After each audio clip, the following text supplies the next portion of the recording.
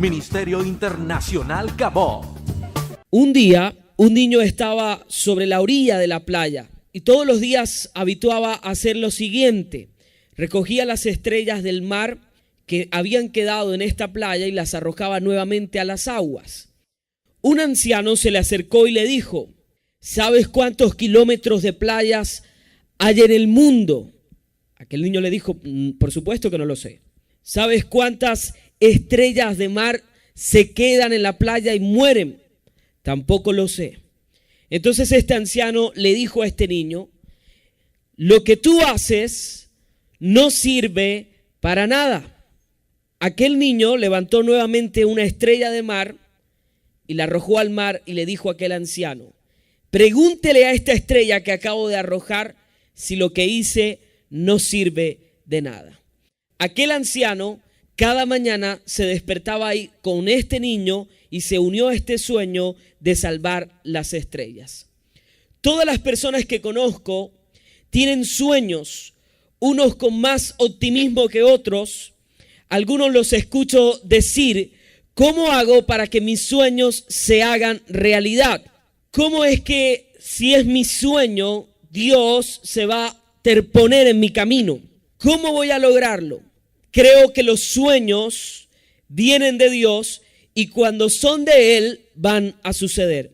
Los hombres solemos tener metas, pero los sueños vienen directos del corazón de Dios. Y quiero decirle esta mañana algo. Si usted ha creído que Dios le ha llamado, muchas de las cosas que usted ha pensado probablemente no van a ocurrir, porque los planes de Dios son muy distintos hasta lo que usted había planificado para su vida. Tal vez usted dice: es que ya los tiempos han transcurrido, estoy entrado en años, tal vez no hay esperanza, no hay metas a corto ni a mediano plazo. Ahora bien, en una ocasión un hombre de Dios visitó una congregación y trajo una palabra sobre una anciana de 70 años y dijo a esta anciana: tu nombre será conocido en las naciones, vas a ir a las naciones a predicar. Esta mujer creyó en estas expectativas y comenzó a prepararse para lo que Dios había dicho.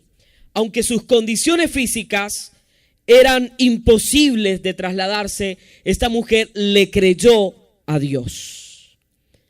Llegó a sus 75 años y no veía la promesa de Dios cumplirse. Señor, ¿será que fue una falsa expectativa? ¿Fue una falsa profecía? Y en un momento Dios le habló. Habían pasado 5 años desde entonces. Y Dios le preguntó: ¿qué es lo que tú mejor sabes hacer? Y esta anciana le dijo: Señor, lo que mejor sé hacer es té.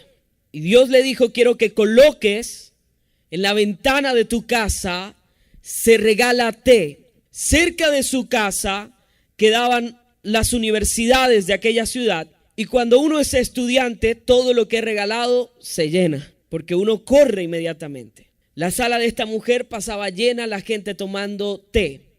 Luego Dios le dijo: no solo vas a decir que se regala té, sino pan y té. Y vino mucha más gente. A los 76 años murió y nunca se montó en un avión. ¿Dónde están los sueños que Dios le dijo a una mujer de 70 años? ¿Por qué Dios ilusionó a una mujer que iría a las naciones? Pues bien, el día del funeral de esta mujer, alguien habló en inglés, otra persona habló en árabe, otros hablaron en hebreo, alguien habló en español, otros hablaron en alemán y francés. Y todos dijeron: nosotros llevaremos a Cristo a nuestras naciones. No hay nada imposible para Dios. Quiero decirle que en estos tiempos nosotros somos de esa generación que fue vislumbrada por el profeta Joel y relatada en su libro, y dijo que el Espíritu de Dios se derramaría sobre toda carne y que nosotros tendríamos sueños y que tendríamos visiones. Y cuando el Espíritu Santo no vino sobre una multitud, vino sobre 120 personas que estaban en un aposento, un hombre de Dios llamado Pedro dijo: y el Espíritu de Dios se derramaría sobre toda carne. Y esta generación de los apóstoles fueron los que comenzaron a vislumbrar lo que un día Joel profetizó. Nosotros somos esa generación. ¿Cuántos tienen expectativas en Dios? ¿Cuántos tienen expectativa de lo mejor en su vida? Ahora bien, hay un movimiento dentro de la iglesia de Cristo de gente que viven dando falsas profecías y falsas expectativas. Y han pasado los años y esas profecías jamás se han cumplido. Pero, ¿cómo vienen los sueños de Dios? Vayan conmigo al libro de Génesis, capítulo 37, versículo 5. Esta es la mañana de Dios, amén. Esta es la mañana de Dios. Aleluya. Siento en el Espíritu que al finalizar este mensaje, heridas van a ser restauradas por Dios y nuestras expectativas en Dios van a cambiar. Génesis capítulo 37, versículo 5. Amén. Y soñó José un sueño y lo contó a sus hermanos, y ellos llegaron a aborrecerle más todavía. Y él les dijo: oíd ahora este sueño que he soñado. He aquí que atábamos manojos en medio del campo. He aquí que mi manojo se levantaba y estaba derecho, y que vuestros manojos estaban alrededor y se inclinaban al mío. Le respondieron sus hermanos: ¿reinarás tú sobre nosotros o señorearás sobre nosotros? Y la aborrecieron aún más a causa de sus sueños y sus palabras. Soñó aún otro sueño y lo contó a sus hermanos diciendo: he aquí que he soñado otro sueño, y he aquí que el sol y la luna y 11 estrellas se inclinaban a mí. Y lo contó a su padre y a sus hermanos, y su padre le reprendió y le dijo: ¿qué sueño es este que soñaste? ¿Acaso vendremos yo y tu madre y tus hermanos a postrarnos en tierra ante ti? Y sus hermanos le tenían envidia, mas su padre meditaba en esto. Solemos escuchar la historia de este patriarca de la historia de Israel, que es José. Pero hoy nos vamos a detener en unos detalles espirituales y simbólicos en nuestra vida en Dios. Número 1, cuando usted ha sido llamado por Dios, que Dios te eligió, te escogió y te trajo a su redil, va a haber un momento en que tú traías tal vez sueños, que traías pensamientos, y en un momento dado Dios va a implantar sus sueños en ti. Y en ese proceso en el cual Dios te habla hasta el cumplimiento de tus sueños, vas a vivir una etapa que yo he denominado etapa de oscuridad, una etapa de anonimato. Y varios hombres de los cuales Dios soñó con ellos, porque el primero que sueña es Dios, porque son sus sueños. Y Dios luego los traslada a nosotros para que nosotros hagamos efectivos el sueño de Dios. ¿Será que entonces Dios es alguien supremamente atrevido porque de repente irrumpe nuestros sueños y Él toma los sueños de Él y los implanta sobre nosotros? Es como aquellos padres que tal vez fracasaron y entonces esperan ver cumplidos sus sueños en sus hijos. ¿Será esa la clase de Dios que tenemos? Pues no. Dios, antes de cualquier cosa, había puesto sus sueños en nosotros. Y como los caminos del Señor es una larga carrera que consta de pruebas y preparación en la vida. Y quiero hablar de esa historia de oscuridad. No comenzando inmediatamente en la historia de José, sino en la historia de otro gran hombre extraordinario de Dios. Un hombre que podría ser heredero de una gran promesa de Dios. Era David. David, esta semana estudiando, encontré algo muy importante. David fue concebido en medio de un pecado de su padre. David fue concebido extraoficialmente en el matrimonio, es decir, nació en el adulterio de su padre.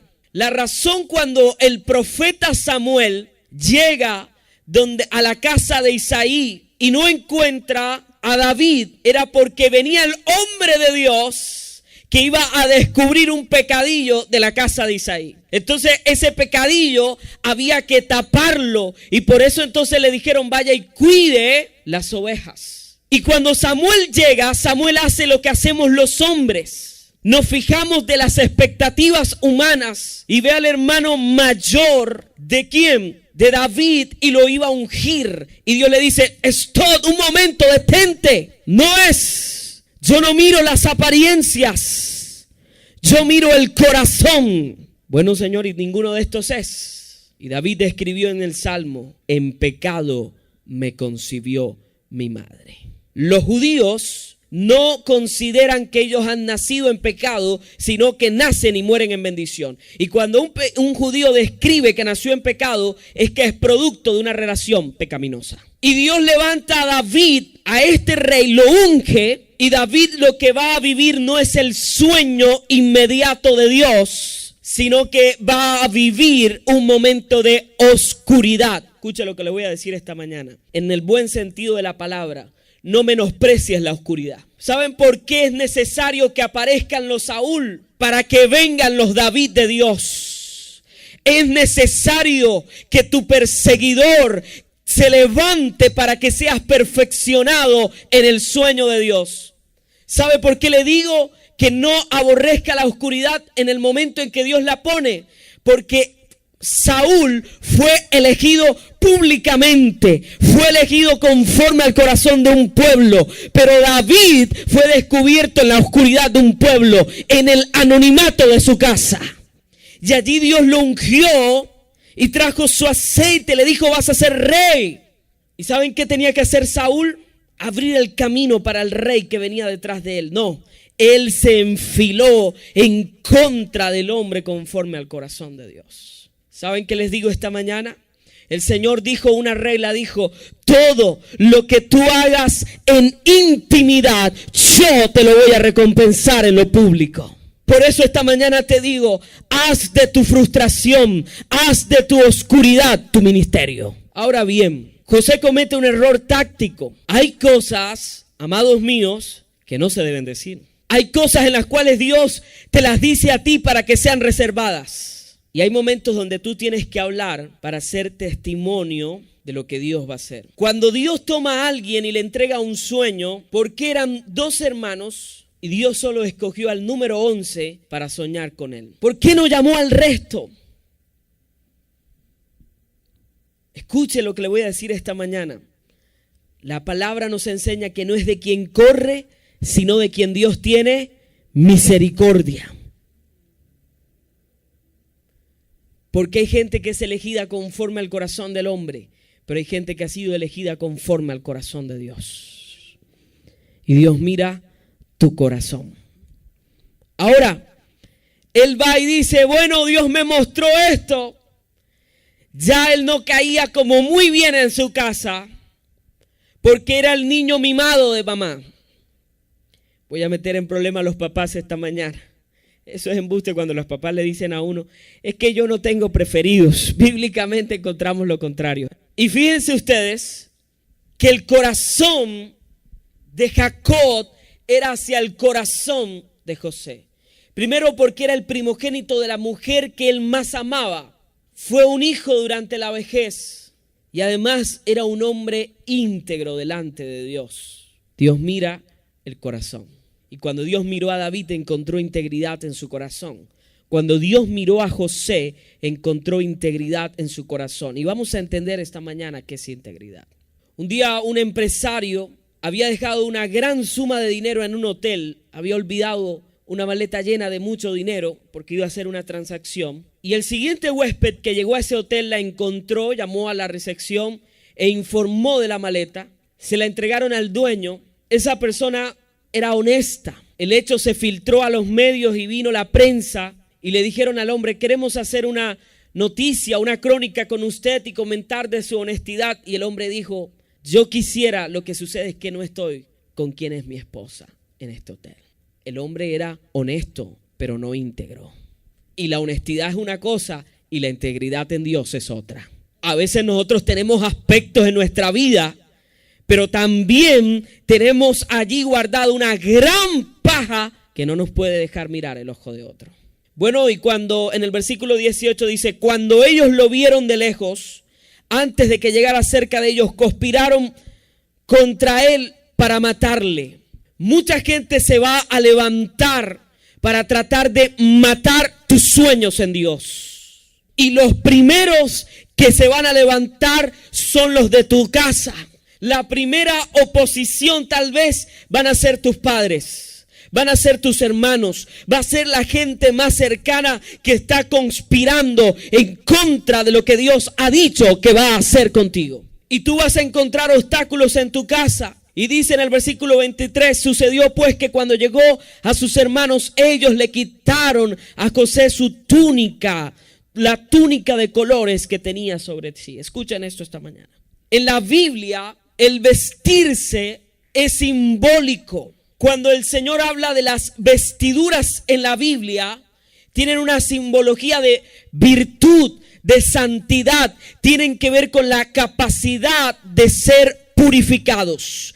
Y cuando José se le había colocado una túnica de colores, estaba demostrando cuán predilecto era para su casa, cuán virtuoso era José. Cuando va a venir los días de oscuridad sobre tu vida, Dios va a permitir que tu túnica de colores se te sea arrancada. Y la túnica va a ser arrancada y va a comenzar una etapa de dolor y sufrimiento.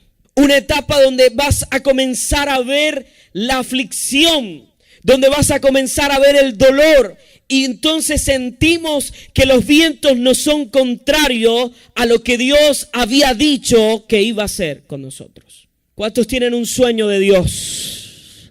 No morirás, sino que vivirás, dice el Señor.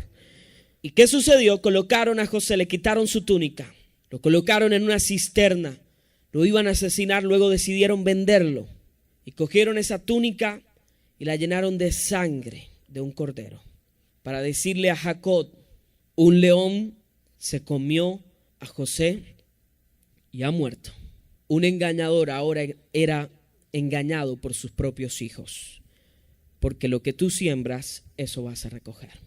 Eso estaba en el ADN de esta familia, el engaño. Y este hombre vivió engañado por mucho tiempo, 13 años engañado.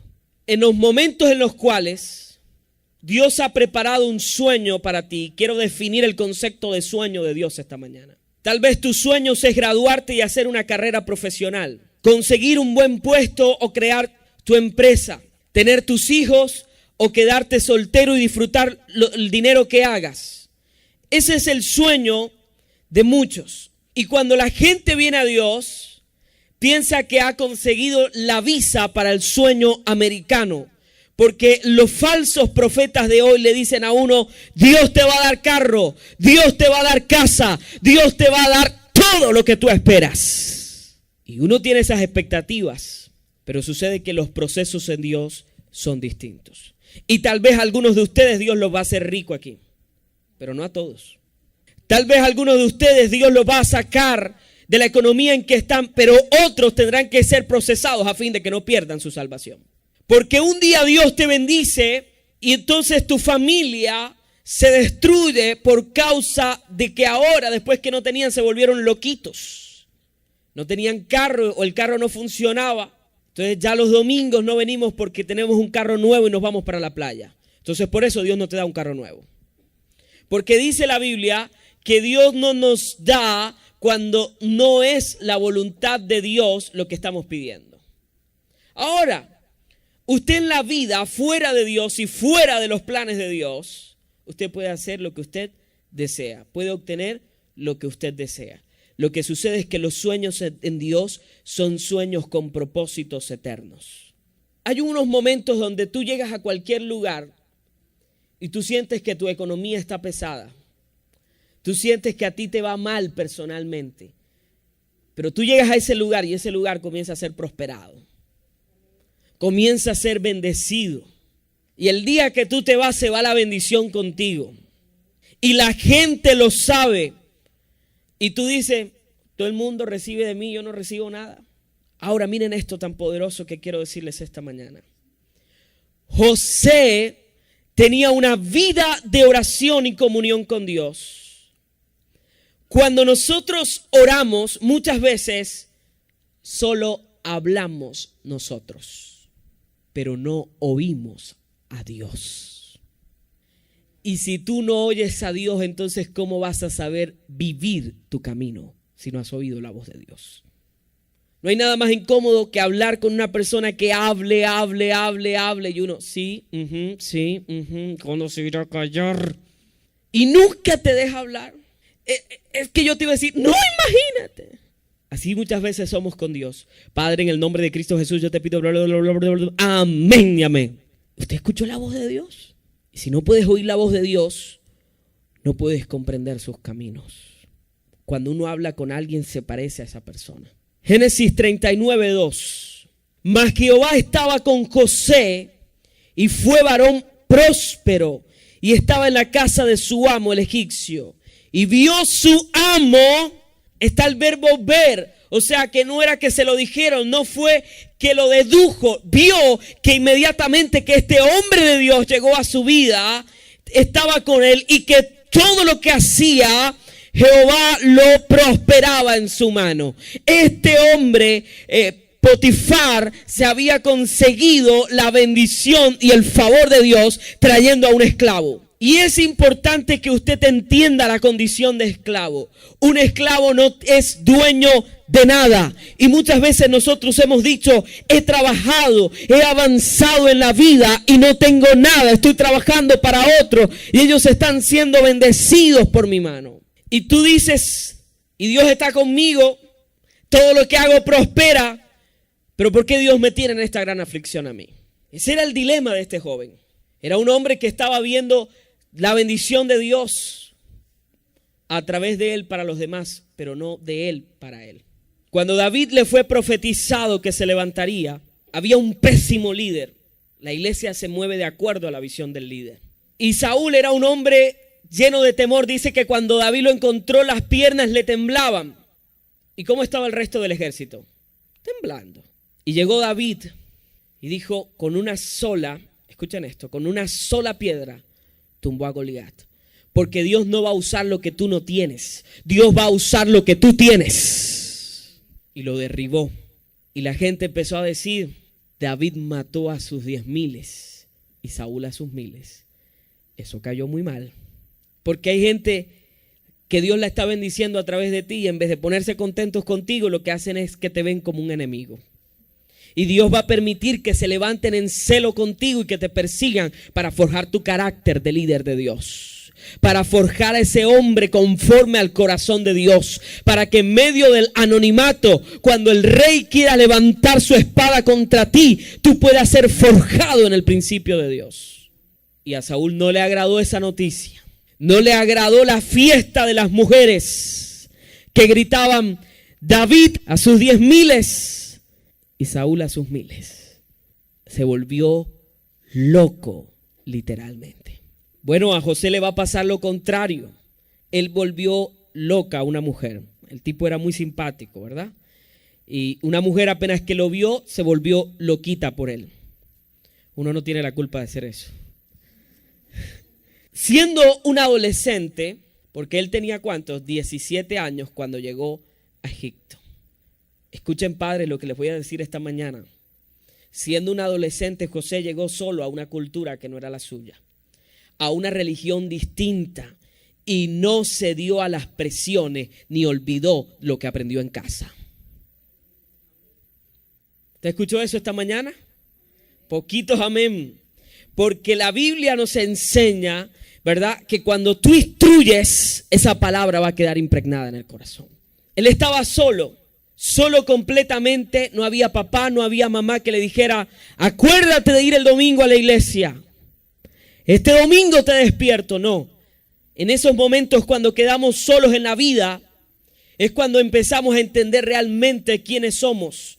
Y es precisamente la soledad lo que describe quiénes somos realmente. Cuando nadie nos ve, cuando nadie sabe lo que pensamos. Hoy yo traje varios tips de los del video para colocarlo y los vamos a reproducir el próximo domingo. Quiero ver los primeros candidatos para implementarlo. Levante la mano. Vamos a ver sus pensamientos en la semana, desde hoy hasta el otro domingo. ¿Quién se inscribe? Bueno, la integridad de José no estaba fundamentada en la cercanía con su casa, sino en su intimidad con Dios. Y hay momentos donde todo el mundo te deja solo. ¿Dónde estaba José? Solo completamente en Egipto. Y esta mujer, mira lo que dice el versículo 10 del capítulo 39. Hablando ella a José cada día y no escuchándola él para acostarse al lado de ella, para estar con ella.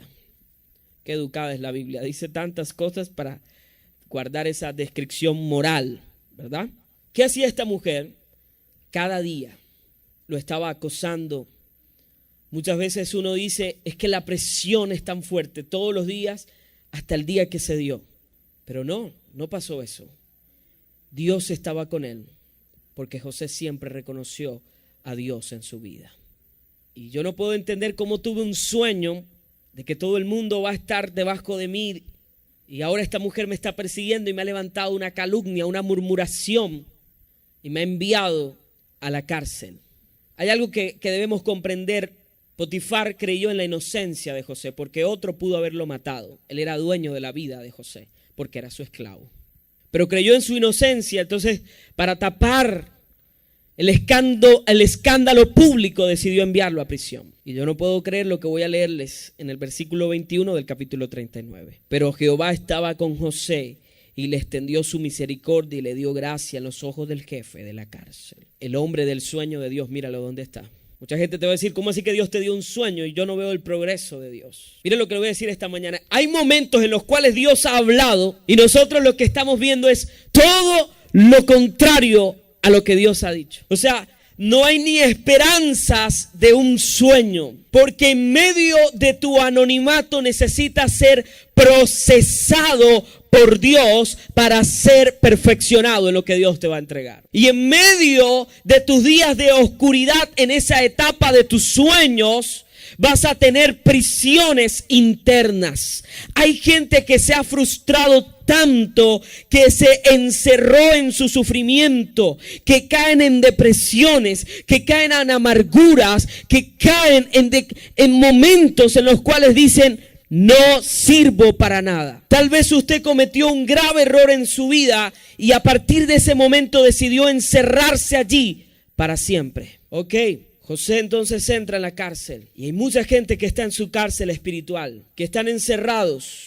y va a llegar el momento de Dios. La vida de este hombre pudo ser una tragedia y tener el pretexto de volver atrás, porque es más fácil a veces devolverse. Pero cuando Dios te entrega un sueño, Dios no te da el boleto de regreso. ¿Cuántos tienen sueños de Dios en su vida? ¿Cuántos creen que Dios ha implantado su sueño en ustedes? Amén. Hubo un hombre de Dios extraordinario que también tuvo un momento de oscuridad. Un hombre llamado Moisés. Un hombre que fue educado para ser faraón y que se apresuró al llamado de Dios. Y tuvo que ir entonces al desierto durante 40 años.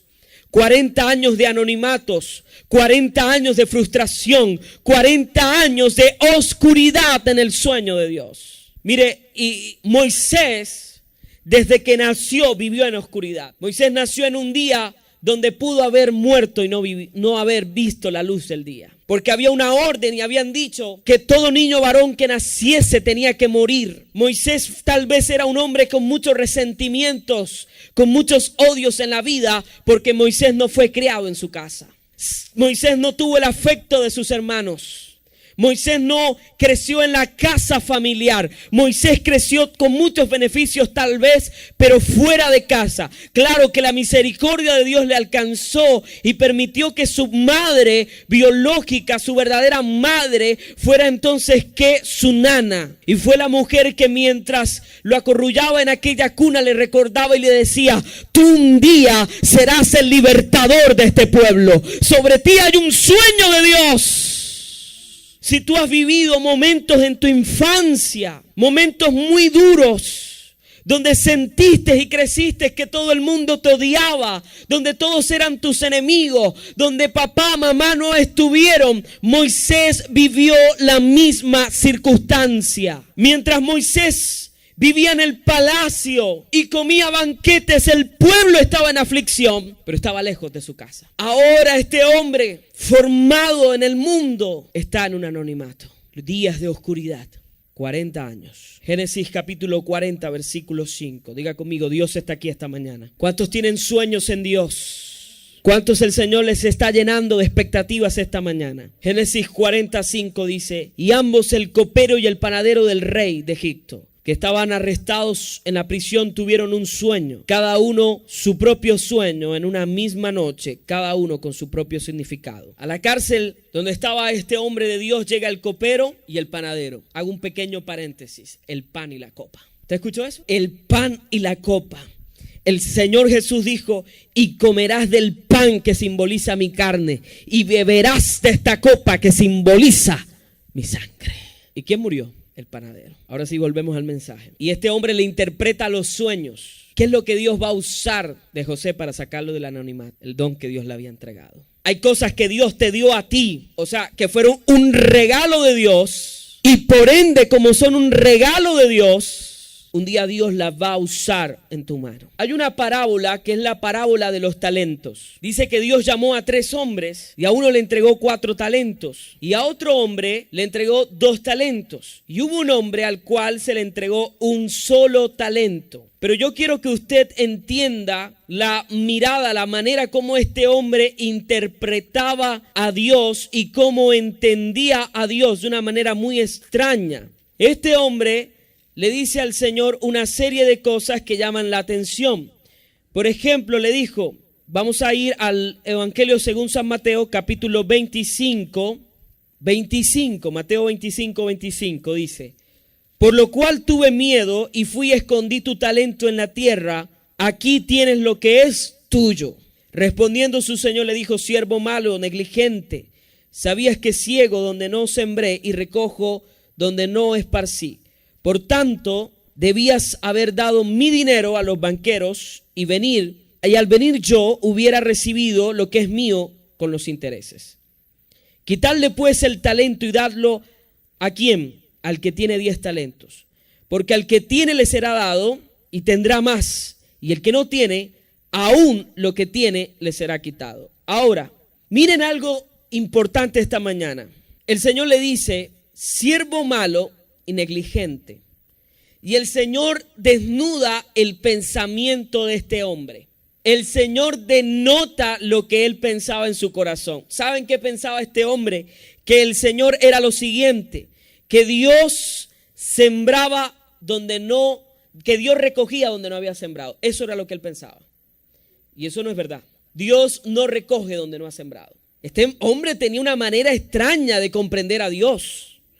¿Y qué más dice? Y que recojo donde no esparcí. Hay muchos cristianos que miran a Dios de esa manera, que creen que Dios es un Dios injusto con ellos y por lo tanto deciden guardar lo que Dios les ha entregado, porque lo tomamos como un esfuerzo personal. Dios está sembrando en tu vida, por eso un día Dios vendrá a recoger. ¿Saben algo que les digo? Antes de cualquier cosa de lo que tú eras, tú eres el sueño de Dios. Dios está aquí en esta mañana. Lo que tú hagas en la intimidad, Dios lo va a recompensar en lo público. Y hay momentos en la vida en que usted quiere que la gente sepa lo que usted hace. Y nos vamos a esforzar porque la gente sepa eso. Y Dios se va a esforzar en que la gente no te conozca. En que la gente no se acuerde de ti. Porque en Dios funciona algo que se llama el kairos de Dios, que son los tiempos perfectos de Dios. Regresamos al libro de Génesis y van a encontrar esta idea mucho más fuerte. Génesis 40, 14. José le dice al copero, acuérdate pues de mí cuando tengas ese bien y te ruego que uses conmigo de misericordia y hagas mención de mí a Faraón y me saques de esta, ¿qué? Casa. Ya él no consideraba la cárcel sino la casa. ¿Cuántas veces hacemos intentos para salir de las circunstancias? Para salir del anonimato. Versículo 23 dice, y el jefe de los coperos no se acordó de José, sino que le olvidó. Hay momentos en que Dios va a permitir que tu nombre se borre de la mente de las personas. Que la gente no se acuerde de ti, porque estás en una oscuridad de Dios. Estás en un momento de anonimato en Dios. Escucha esto esta mañana. Yo no sé en qué parte de tu sueño en Dios estás. Si estás en el comienzo, cuando Dios te muestra lo que va a hacer contigo. Si estás en el momento en que la envidia se ha despertado y tu túnica te ha sido arrebatada, en la cual has sido vendido, en los cuales en estos momentos estás en la casa de Potifar, se ha levantado la murmuración contra ti, o si estás en tu cárcel. No sé dónde estás, pero estás en un momento en el cual Dios está permitiendo trabajar contigo. Yo me pregunto algo. José era un hombre de sueños. Un hombre que tenía la capacidad de ver el futuro a través de los sueños. ¿Por qué Dios, esa mañana cuando él iba a verse con sus hermanos, no le mostró que sus hermanos lo iban a vender? ¿Por qué no sintió una corazonada a su padre? ¿Por qué alguien no lo detuvo en medio del camino? ¿Por qué la tragedia tuvo que visitar su vida? ¿Por qué Dios no lo evitó? Vamos a responder esa pregunta más adelante. Génesis 41, 8. Sucedió que por la mañana estaba agitado su espíritu y envió e hizo llamar a todos los magos de Egipto y todos los sabios y les contó Faraón sus sueños, mas no había quien los pudiese interpretar a Faraón. Llegó el momento de Dios. Llegó el momento en que Dios va a agitar el espíritu de mucha gente y Dios va a producir la necesidad para que tú salgas. Y en el momento en que Dios agita todo, Dios te va a usar en una transición importante, en un momento social, político, económico, porque la iglesia va mucho más allá de un templo. La iglesia tiene que revolucionar nuestra sociedad. Versículo 14, entonces Faraón envió y llamó a José y lo sacaron apresuradamente de la cárcel y se afeitó y mudó que sus vestidos. Qué tremendo. Y vino Faraón. Versículo 25, entonces respondió José a Faraón, el sueño de Faraón es uno mismo. Dios ha mostrado a Faraón lo que va a hacer. Habían pasado 13 años para que este hombre viera cumplir el propósito de Dios. Versículo 38. Y dijo Faraón a sus siervos, ¿acaso hallaremos a otro hombre como este, en quien esté quién? El Espíritu de Dios. A José no lo buscaron por sus capacidades, sino por la gloria de Dios que habitaba en él. Porque lo extraordinario de Dios estaba sobre este hombre. Versículo 42, y esto es poderoso lo que viene. Entonces Faraón quitó su anillo de su mano y lo puso en la mano de José y lo hizo vestir ropas de lino finísimo y puso collar de oro en su cuello. La Biblia dice que el Señor nos vestirá con lino fino, puro y resplandeciente. Un día se te fue quitada tu túnica de colores, pero en el momento de Dios Él te va a vestir de linos puros, linos resplandecientes, y Dios te va a colocar como lo que Él había dicho que iba a hacer con tu vida. Llega ese momento para José, llega el momento de la bendición. Versículo 46, era José de edad de ¿cuántos años? 30 años, a los 17 años comenzó su tragedia, 13 años más son 30 años. Era José de edad de 30 años cuando fue presentado delante de Faraón, rey de Egipto, y salió José delante de Faraón y recorrió toda la tierra de Egipto. En aquellos 7 años de abundancia la tierra produjo a montones. Y él tiene 2 hijos. El primero se llama Manasés, que significa Dios me hizo olvidar. El olvido es un accidente humano. Uno no se programa para olvidar, ¿verdad? Pero este hombre estaba diciendo, Dios me hizo olvidar el trabajo que pasé en la casa de mi padre y en Egipto mismo. Las heridas que nos dejan los momentos en los cuales Dios está trabajando y procesando con nuestras vidas. Las heridas que nos dejan los momentos difíciles de la vida, en los cuales hay gente que vive recordando su pasado, no para entender de dónde lo sacó Dios, sino que permiten que sus hondas heridas sigan abiertas. Convierte tus heridas en tu ministerio. Muchas veces la gente tiene que vernos las manos marcadas y la corona de espina para poder creer. Muéstrame tus manos. La gente tiene que ver tu costado herido para poder creer. Efraín, su segundo hijo, Dios me hizo fructificar en la tierra de donde de mi aflicción, porque los que te afligieron serán avergonzados delante de ti. Dijo David, delante de mí el Señor colocará a mis angustiadores. Ahora, él dijo, ya Dios me hizo olvidar, ya Dios me hizo fructificar. Entonces Dios tenía que probar si eso era verdad. Dios tenía que probar si su corazón de verdad estaba sano, estaba limpio. Capítulo 42, versículo 7. Y José, cuando vio a sus hermanos, los conoció, mas hizo como que no los conocía. Y les habló ásperamente y les dijo, ¿de dónde habéis venido? Ellos respondieron, de la tierra de Canaán para comprar alimentos. José pues conoció a sus hermanos, pero ellos no le conocieron. Entonces acordó José de los sueños que había tenido acerca de ellos y les dijo, espías sois. Él se acordó del sueño de Dios, pero él estaba en un momento de autoridad, en un momento de poder, en el momento en el cual puedo levantar las manos sobre ellos. Y él los acusa de espías, podía inmediatamente asesinarlos. Ellos no representaban una amenaza ni política ni militarmente. Podía exterminarlos. Era el momento cuando Dios coloca a los que te han afligido frente a frente. Ya él estaba viviendo el sueño de Dios y se acordó de su sueño. Se acordó a lo que a los 17 años Dios le había dicho. Y ahora los que no creyeron en él, me vinieron a buscar, ahora sí.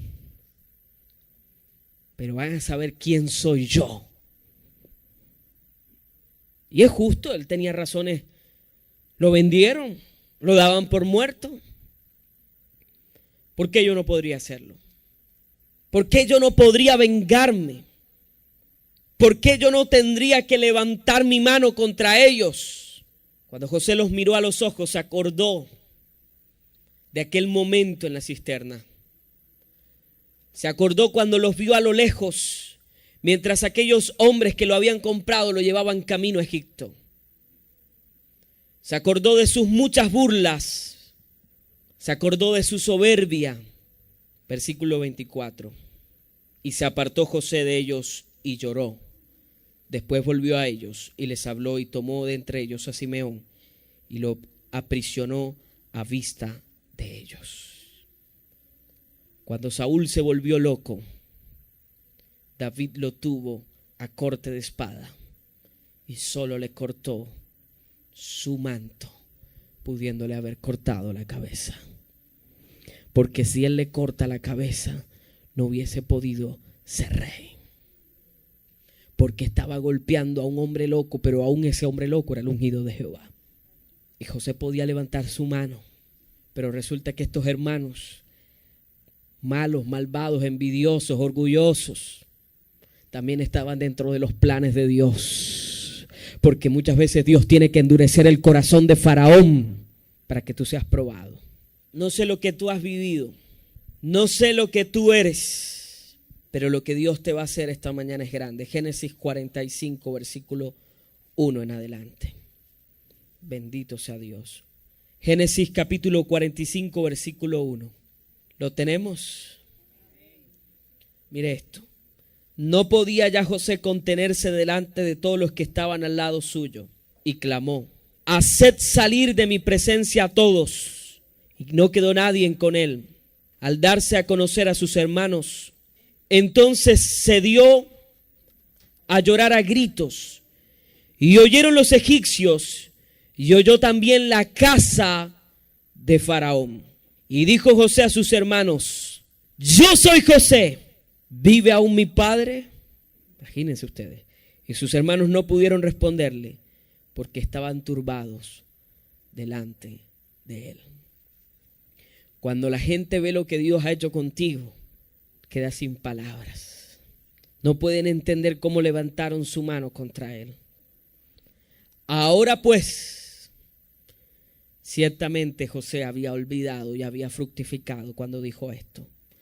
Ahora pues, no os entristezcáis, ni os pese de haberme vendido acá, porque esto es lo que Dios tenía. Para preservación de vida me envió Dios delante de vosotros. Si José no es vendido, si Dios le advierte para que él no vaya, mucho tiempo, 13 años después, hubiesen muerto de hambre. Dios permitió que fuera asediado, que fuera maltratado para poder salvar a una nación que iba a crecer. Es decir, José salvó a su generación. El sueño de Dios iba más allá. Miren lo que le voy a decir esta mañana. La expectativa de él era estar por encima de sus hermanos. Ese era su sueño. Él tenía las capacidades. Él era un hombre muy inteligente, era un estadista. Pero el sueño de Dios no era que fuera solamente gobernador. Ese fue la añadidura por haber buscado el reino de Dios. El gran sueño de Dios era preservar su generación. Y Dios te ha llamado a preservar tu casa. No importa, ahora estás en el anonimato. Vive en medio de ese anonimato. Tal vez cuando tú comiences a buscar a Dios en tu intimidad, nadie va a oír tus prédicas. Nadie va a escucharte. Nadie va a saber quién eres tú. Pero Dios te va a promover. Amén. Porque Dios te ha llamado para preservar una generación. ¿Cuántos de ustedes han sido llamados para preservar su casa? Eso vil, eso menospreciado, eso que todo el mundo creía que nunca iba a avanzar, a ti te llamó el Señor. Dios está aquí esta mañana, nos colocamos de pie. Poderoso es el Señor esta mañana. Poderoso es Dios esta mañana. ¿Cuántos han sido llamados por Dios para preservar una nación? Para preservar a una generación. Oh, Dios está aquí esta mañana.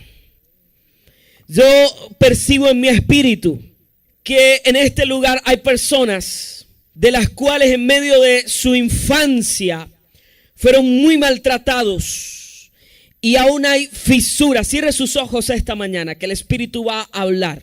Y hay otro grupo de personas que está aquí esta mañana que sus sueños y sus expectativas se han frustrado porque han corrido locamente y han seguido una cadena de errores y no pueden entender cuál es su sueño en Dios. Pero hoy el Señor dice: he plantado mi mano sobre tu vida. Dios está aquí esta mañana. Dios está aquí esta mañana. Y usted mismo, una vez haya escuchado la voz de Dios, va a salir de su silla y va a venir aquí a la presencia de Dios. Va a venir al altar de Dios. Y va a permitir que hoy el Señor tome tus sueños. No importa tu edad. No importa tu momento. Hoy el Señor dice: instrumento útil eres en mis manos. Y voy a usarte. Y voy a bendecirte. Y a causa de buscar mi reino, yo traeré añadiduras sobre tu mano. Santo eres tu Dios. El río de Dios empieza a fluir muy adentro de nuestra mente, de nuestro corazón, de nuestro espíritu. Y Dios también le está hablando a un tercer grupo de personas. Hay gente de la cual cree que lo ha alcanzado todo en Dios, que se creen autosuficientes, de lo cual no tienen nada que arrepentirse. Y el Señor dice: tu altivez te mantiene lejos de mí. Humilla tu corazón delante de mí. Oh, satalazas. Levante sus manos estos minutos. Algo profético de Dios va a pasar en esta hora. Cierre sus ojos. Por unos minutos, tome estos minutos para orar. Tome estos minutos para acercarse al trono de la gracia, para declarar el poder de Dios sobre su vida, sobre su mente, sobre su corazón. Oh, Dios está aquí. Dios está aquí, vamos. Dígale, Señor, Señor, aquí estoy, oh Dios. Aquí estoy, oh Dios, aquí estoy.